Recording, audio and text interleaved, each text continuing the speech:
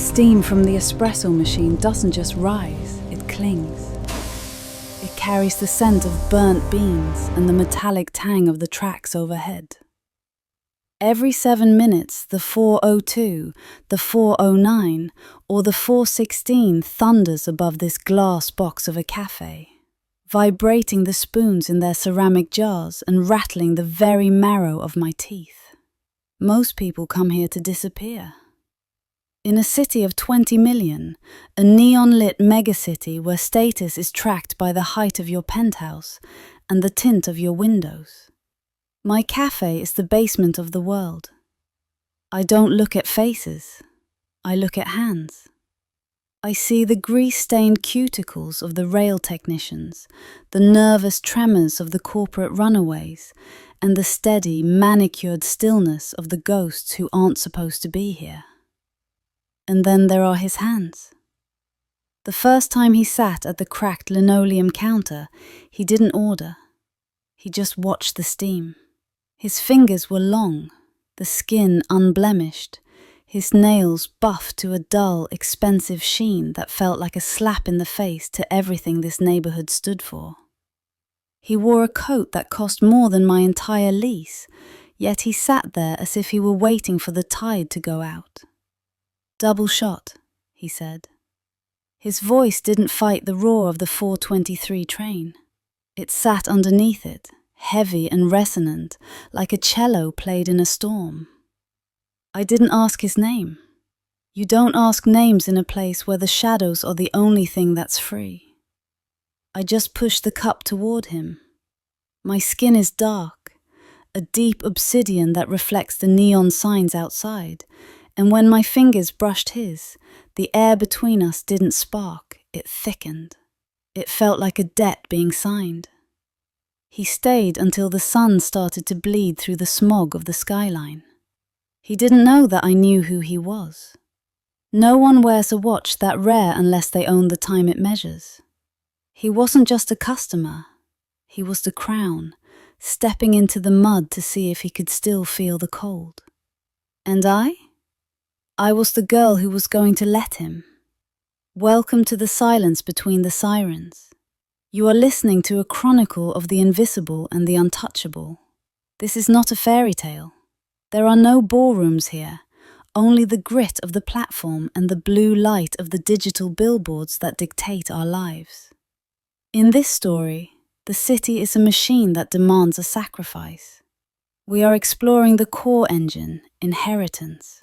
What happens when the weight of a throne meets the weight of a person who has nothing to lose?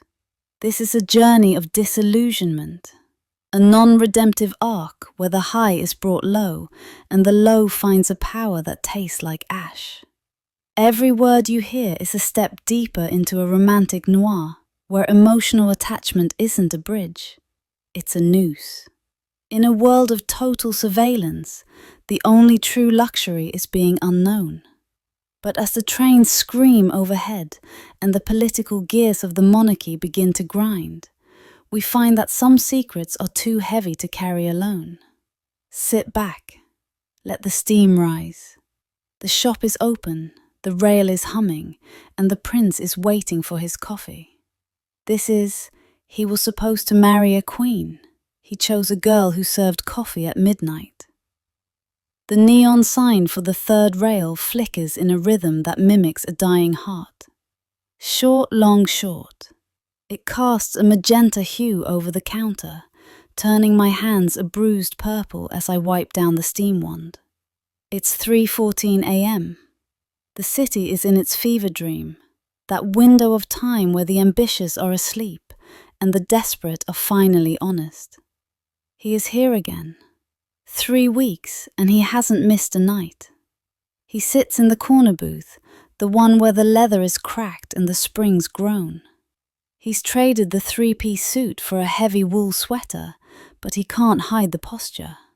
He carries himself like a man who has never had to move out of someone else's way. To him, the world is a series of open doors. To me, the world is a series of locks. "You're late with the refill," he says. He doesn't look up from the tablet in front of him. the screen glowing with architectural renders of the new district, a billion-dollar project that will inevitably bulldoze this very block. The machine is acting up, I lie, walking over with the pot. Old pipes, old wiring. It's a miracle the lights are even on. As I pour, the train hits. The 3:15 express. The windows rattle so hard I think the glass will finally give up. The vibrations travel through the floor, up my boots and into my chest. Most people flinch. He doesn't. He just looks at me. His eyes are a pale, piercing grey, the colour of the sky just before a blizzard hits the coast. "Why stay?" he asks. He reaches out, his hand hovering near mine. He doesn't touch me yet. He's testing the gravity. "I like the noise," I say. "It keeps me from thinking." Thinking about what? How much I hate people who ask questions they already know the answer to. A ghost of a smile touches his lips. It's a dangerous look, the look of a predator who has found a new kind of prey. "I'm not who you think I am," he says softly. "You're exactly who I think you are," I counter. I set the pot down with a sharp clack against the table. "You're a man who has everything, which means you're a man who is bored out of his mind. You come here because the dirt makes you feel clean. It's a vacation for you. For me, it's Tuesday." He finally reaches out and wraps his fingers around my wrist. His grip isn't violent, but it is absolute. It is the seesaw of power. In this moment, he owns my movement, but I own his attention. "It's not a vacation," he whispers. His thumb brushes the pulse point on my wrist. I should pull away. My brain tells me that this is how girls like me end up as footnotes in a scandal sheet. But the heat of his skin is the only warm thing in this cold, metallic box. "Then what is it?" I ask, my voice dropping to a jagged edge. "A rehearsal," he says. He lets go, but the ghost of the pressure remains. He slides a small black card across the table. It has no name, no number. Just an embossed crest of a stylized hawk. "My sister's gallery opening is tomorrow," he says. "The new district gala. I want you there." I don't belong in the new district. I don't even belong in the daylight. "Exactly," he says. He stands up, his height dominating the small booth. He leaves a bill on the table, a denomination so large it could pay my rent for 6 months. It's the first taste of the inheritance. "If you don't show," he says, walking toward the door, "I'll just keep coming back here and buying every cup of coffee until you have no choice but to talk to me." "That's a threat," I call out. "It's an investment," he replies, and then he's gone, swallowed by the fog and the blue light glare of the street. I pick up the bill. It feels heavy. It feels like a bribe. I look at the black card and then at my reflection in the window. My hair is pulled back, my apron is stained with dark roast, and my eyes look tired. I am a girl of the night shift. He is the crown. The 3:22 train screams overhead. The power shifts. He gave me the card, but I'm the one who gets to decide if I burn it. But as I tuck the money into my pocket, I feel the first sting of corruption. I'm already thinking about what that kind of money could buy. I'm already thinking about what it would feel like to stand in the light, just for an hour, and watch him look at me the way he did just now. I don't burn the card. The new district smells like filtered air and expensive perfume. It's a sterile, terrifying contrast to the oily humidity of the rail lines. I am wearing a dress I bought with his money, a deep emerald silk that clings to my curves like a second, more confident skin. My hair is out, a halo of dark coils that draw stares from the porcelain-skinned elite patrolling the gallery. I feel like a virus in a clean system. The gallery is a sprawling expanse of white marble and glass, overlooking the city I just crawled out of. From here, the slums look like a beautiful, glowing circuit board. You can't see the trash. You can't hear the screams of the trains. "You came," his voice says from behind me. I turn. He is in his element now. A tuxedo that fits like armor, his hair slicked back, a glass of amber liquid in his hand. He looks like a god, and he knows it. But when he looks at me, his eyes don't stay on the dress. They stay on my face, searching for the girl who told him she hated his questions. "I like the dress," he says, stepping closer, too close for a public space. "It's your dress," I remind him. "I'm just the mannequin." "Don't do that," he says, his voice dropping. "Don't diminish yourself. You're the only real thing in this room." Real? I'm a prop. I can feel the cameras on us. I'm not wrong. The flashbulbs are intermittent, like heat lightning. The photographers are circling. He doesn't pull away, he leans in. He takes my hand and leads me toward the center of the room, toward a massive triptych of digital art. "This is the future of the city," he says, gesturing to the art. "Efficiency, order, peace." "It looks like a graveyard," I say. He laughs, a genuine sound that causes 3 socialites nearby to stop and stare in shock. The prince doesn't laugh, not like that. "You're right," he whispers. "It's a tomb. And I'm the one they want to lock inside it. This is the false peak. He is letting me in. He is showing me the cracks in his gilded cage, making me feel like we are allies against the world. He starts introducing me to people, ministers, CEOs, the architects of the new district. He introduces me as an old friend, a term that carries 1,000 unspoken implications. For the first time in my life, I am not invisible. I am the center of the gravity. Men pull out my chair. Women ask for my opinion on the vintage. It's intoxicating. It's the ascension. I find myself leaning into him, letting his hand rest on the small of my back. I am benefiting from his status, tasting the power that comes with his shadow. But the world's logic is cruel. Emotional attachment is a debt that always comes due. As we stand on the balcony, the cool night air hitting my face, he turns to me. "I could stay here," he says. "I could do what they want, marry who they choose. Or I could stop."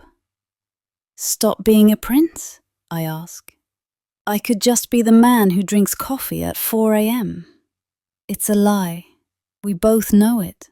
But in the moonlight, it feels like a truth. He reaches out, his thumb tracing my jawline. "Stay with me tonight, not at the café, at the palace." The choice is there, reversible but heavy. If I go, I cross a line I can never uncross. I am about to answer when the giant screens across the city, the ones that usually show weather and stock prices, suddenly flicker to life with a synchronized broadcast. The music is regal, booming from the street-level speakers miles below. A woman appears on the screen. She is stunning, hair like spun gold, wearing a tiara that looks like a crown of thorns. She is the princess of the Northern Coalition.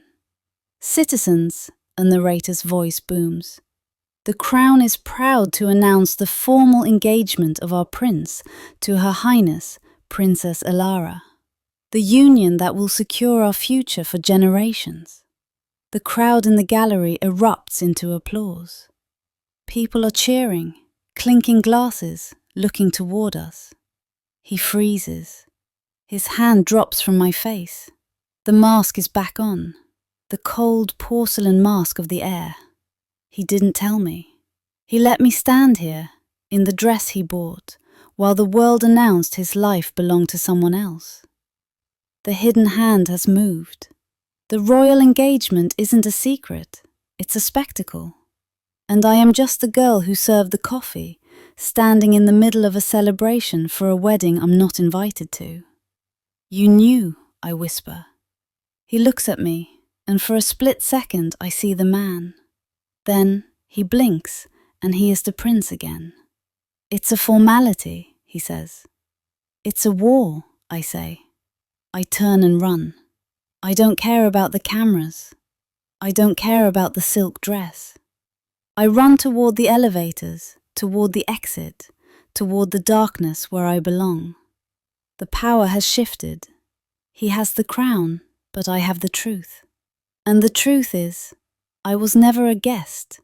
I was an ornament. I am back in the cafe. The emerald dress is stuffed into a trash bag in the back room, replaced by my grease-stained apron. The smell of burnt coffee is a relief. It's honest. The trains are louder tonight, or maybe I'm just listening harder. I expected him to stay away. I expected the engagement to be the end of the experiment. But 3 nights later, the 4:02 train passes, and there he is. He looks different. There are dark circles under his eyes. His coat is wrinkled. He looks like a man who hasn't slept, or perhaps a man who has finally realized he's a prisoner. Get out, I say before he even reaches the counter. I can't, he says. You have a queen to attend to. Go practice your vows. He sits at the counter, not the booth. He leans forward, his head in his hands. It's not my choice. It was never my choice. Everything you do is a choice, I snap. You chose to bring me there. You chose to let me stand there like a fool while the whole city watched you get sold. I am being liquidated, he says, his voice muffled by his palms. My father is dying. The new district is failing. The Northern Coalition is the only thing keeping the lights on in this city. If I don't marry her, the grid goes dark. Millions of people lose everything, including my shop, especially your shop. I feel the disillusionment set in. It's not a grand romance, it's a transaction. He's not a rebel. He's a desperate man looking for a momentary escape before he's consumed by his own legacy. But then the benefit returns. I transferred the deed, he says suddenly. He looks up. He slides a folder across the counter. The cafe, and the 3 buildings adjacent to it. They're in your name now, untouchable by the new district development. I used my personal trust. I stare at the folder. This is the poisoned crown. He has given me security. He has given me the one thing I've worked my whole life for, ownership. But it's bought with his submission. Every time I look at these walls, I will see the face of the woman he's forced to marry to keep them standing. Why? I ask. Because I want one place in this city that doesn't belong to the crown, he says. I want to know that you are here, that you are safe. I'm not your charity project. You're my only anchor, he says. He reaches across the counter and takes my hand. This time, I don't pull away. The touch is heavy with the weight of the debt. He is buying my loyalty, and I am selling it because I can't afford not to. The 4:16 train screams above us. The light in the shop flickers. She's coming here, he whispers. Who? The princess.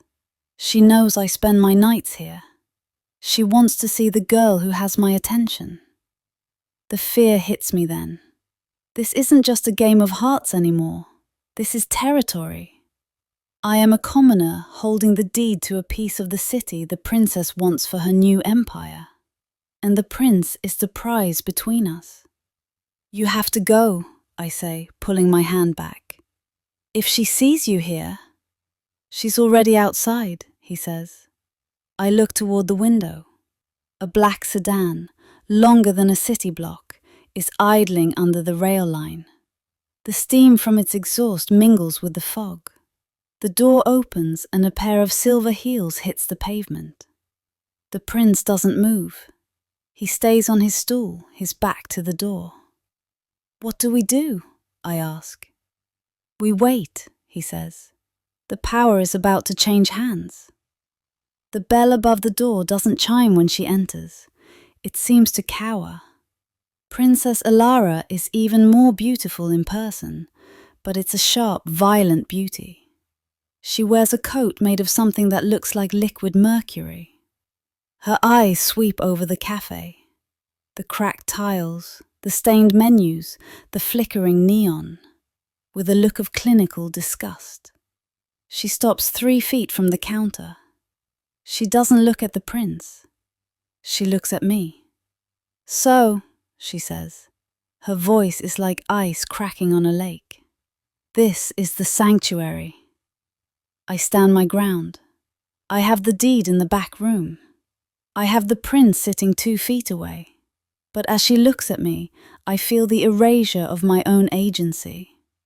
To her, I am a bug in the machinery. "It's a café," I say. "Would you like a coffee?" It's 5 credits, no exceptions for titles. She smiles, but it doesn't reach her eyes. "He likes your spirit. I can see that. It's a rare commodity in the palace. Everyone there is so compliant."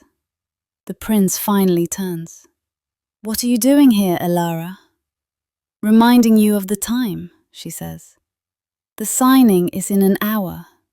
Your father is asking for you. The cameras are waiting." "I'll be there." "Will you?" She leans against the counter, her silver coat brushing the sticky linoleum. She looks at me again. "He told you about the deed, I assume? The little gift to keep you quiet." "It's not a gift," I say. "It's a debt." "A debt he can't pay," she counters. She reaches into her clutch and pulls out a small device. She taps a button, and the holographic projection appears in the air between us. It's a map of the neighborhood. The café is highlighted in red. "This area is designated for the new high-speed rail hub," she says. "My family's company is the lead contractor. Your deed is legal, yes. But the eminent domain laws in this city are flexible. I can have this building condemned by morning." This is the trial. She is testing my resolve. She is showing me that the prince's protection is an illusion.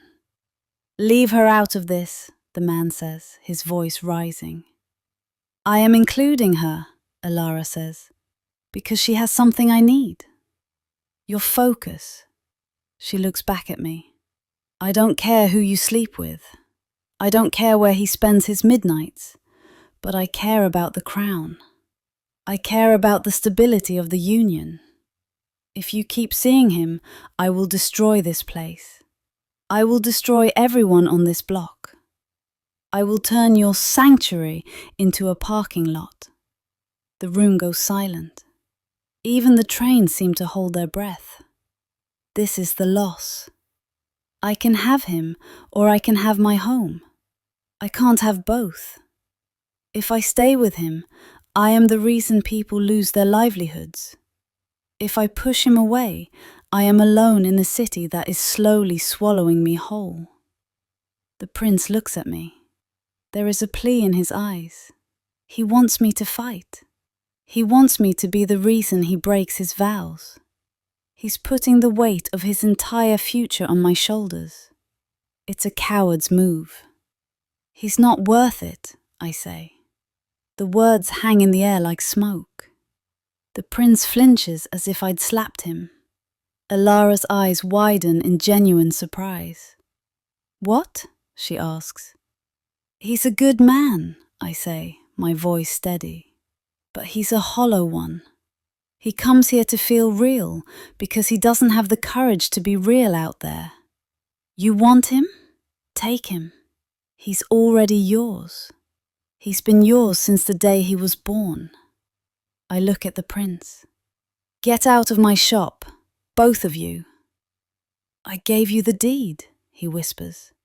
And I'm keeping it, I say. But I'm not keeping you. You're the most expensive thing I've ever had, and I can't afford the tax. The 4:58 train roars overhead. The vibration is massive, a tectonic shift. Ilara straightens her coat. She looks satisfied. She has won the territory, but she has lost a man's heart. Not that she ever wanted it. She turns and walks out. The prince stays for a moment. He looks at me, and for the first time, the pale grey eyes are wet. He tries to speak, but the words are drowned out by the scream of the tracks. He turns and follows her. The door closes. The bell chimes, a lonely, tinny sound. I am alone in my shop. I have the property. I have the status. But the silence is deafening. Good. I'm going to treat this as a moral execution, not a wrap-up. This version makes her actively complicit, not just emotionally empty. It pushes past 1,200 words and leaves a systemic scar instead of a sad aftertaste. The morning they put up the plaque, the street smells like lemon oil and fresh paint instead of coffee. That's how I know the city has decided what my life means. I arrive early, like I always do. Midnight habits don't vanish just because the sun starts pretending it owns you. The metal shutters are already up, though I don't remember lifting them. A maintenance crew in white gloves is polishing the brickwork around my door like it's a museum wall, not something that used to sweat grease and rain and cigarette smoke. A man in a slate grey suit kneels to screw a bronze plate into the stone beside my entrance. I read it upside down. Site of historical reconciliation, where a heir renounced his crown and the city chose peace. My name isn't on it. His is. I stand there with my keys in my hand, feeling like I'm late to my own funeral. Inside, the cafe doesn't belong to me anymore. The chairs are different, taller, straighter backed. The chipped wooden counter I used to lean against during the dead hours of the night has been replaced with polished marble veined like a slow-moving river. Someone has framed a photograph on the wall. The prince and me, frozen in a moment I don't remember posing for. His head is bowed toward me. My face is turned away. It looks like devotion. It looks like fiction. A woman in a headset approaches me before I can say anything. "Ma'am," she says softly, like I might break. "The broadcast starts in 20 minutes. Broadcast. I used to count the night by how many cups of coffee I sold to tired people who didn't want to go home. Now the city counts my space in camera angles.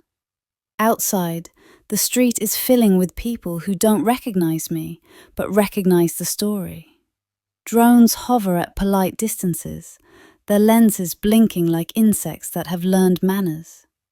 The princess's banner hangs from the building across the way, silk catching the sunlight.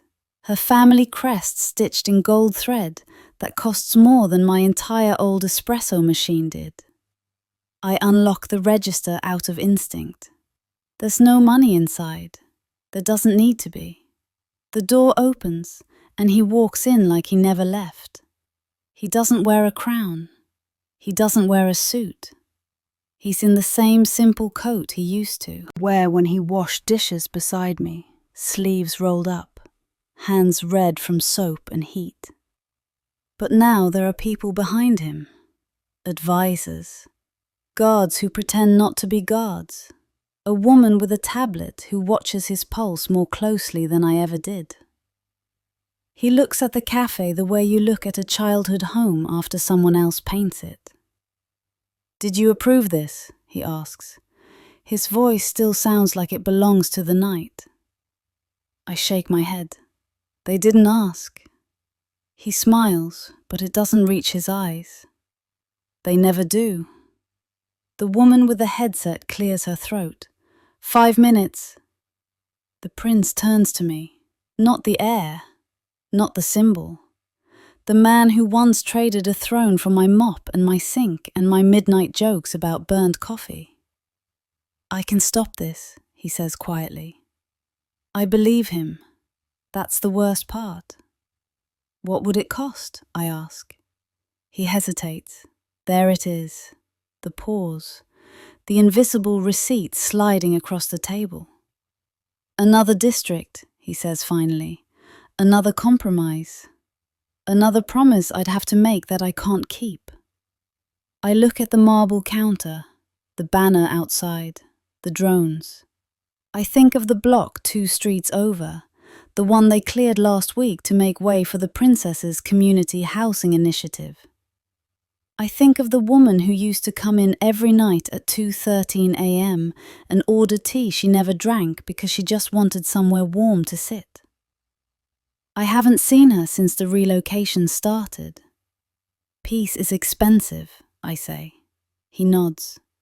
So is love. The doors open again. The princess enters like a concept, not a person. Her dress is pale, almost the color of bone, embroidered with the same gold thread as the banner outside. She moves through my cafe like it's already hers, like everything is. She smiles at me the way you smile at a mirror. This place is charming, she says. We kept the name, of course. Authenticity matters. I don't answer. Cameras hum. The broadcast light flicks from red to green. A voice booms from somewhere above us, rehearsed and warm and heavy with words like unity and future and healing. The prince stands beside the princess. I stand behind the counter. That's the frame. That's the story they're selling. The plaque outside glints in the sunlight. The voice announces my name for the first time all morning. Not as the owner, not as the builder, as the witness. I step forward because everyone is watching. The princess places a hand over the prince's. He doesn't pull away. He doesn't lean in. He stands like a statue someone forgot to finish carving. Today, the voice says, we honor the sacrifice that ended a lineage of conflict. Sacrifice. I think about the keys in my pocket that no longer open anything important. The princess turns to me, her smile sharpened for the cameras. Would you like to say a few words about what this place meant to you before? Before. I look at the prince. He's watching me, not the lens. This is the moment. I can talk about the nights, the grease, the laughter, the man he was when no one was counting him. I can tell them this cafe was never a symbol. It was a hiding place. I can break the story. My mouth opens, and I think of the contract in my bag, the development rights, the shares in 3 new districts, the clause that guarantees my brand will be protected as a cultural asset. I think of the people who work for me now, not baristas, managers, legal teams, security. I think of the woman who drank tea she never finished and how she doesn't fit anywhere in this sentence. The camera light blinks. I smile. This place, I say, my voice steady, was where I learned that peace doesn't come from winning. It comes from letting go. The princess nods approvingly. The prince closes his eyes. Applause ripples through the street like rain. They unveil the plaque properly this time. The cloth falls away. The bronze gleams. Someone in the crowd cheers. Someone else cries. After the broadcast, the princess kisses the prince's cheek for the cameras and leaves in a convoy that smells like flowers and fuel. The crowd disperses. The drones rise and drift off, their interest spent. The cafe is quiet again, just us. He leans against the marble counter, the same way he used to lean against the old wood. You didn't have to, he says. Yes, I did, I reply. He studies me, like he's trying to find the girl who used to slide him burnt toast and laugh about how bad I was at mornings. What are you now? He asks softly. I look around, at the framed photo, at the plaque through the window, at the contract in my bag, heavy as a brick. I'm a landmark, I say. He flinches. Outside, a security vehicle idles. 2 officers stand beside it, talking to a man I recognize. It's the woman's brother, the one who used to walk her home after her shift at the factory.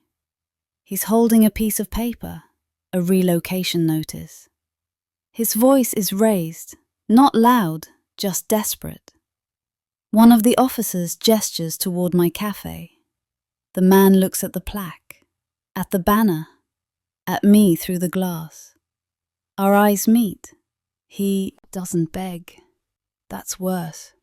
He just nods, like he understands what I am now. The officers guide him away. The prince follows my gaze. His jaw tightens.